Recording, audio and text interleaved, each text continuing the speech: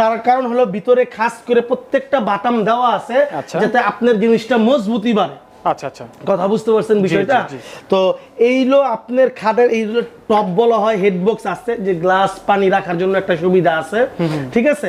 আর আমার এই খাটের থিকনেসটা বরাবর হলো এই যে 4টা আঙ্গুর 4টা কর বসে, মানে 5 ইঞ্চি এখানে আছে। থিকনেসটা হবে না? থিকনেসটা হবে, এই জিনিসটা একটু মাথায় ফলো রাখেন। 2 নাম্বার কথা হইলো এখানে টপ দেওয়া আছে, দেখতে পাচ্ছি, ঠিক আছে। 3 নাম্বার হইলো হাইশার হইলো মেহগুনি 5/1.5, এখানে হইলো 5 ইঞ্চি, আর এইভাবে মোটা হবে 1.5 ইঞ্চি। আচ্ছা, ঠিক আছে। সেম তো দ্রুপ ভাবে আপনার এখানে আপনার কি আছে, সেম লেগ সাইডটা সেম ডিজাইন করা আছে।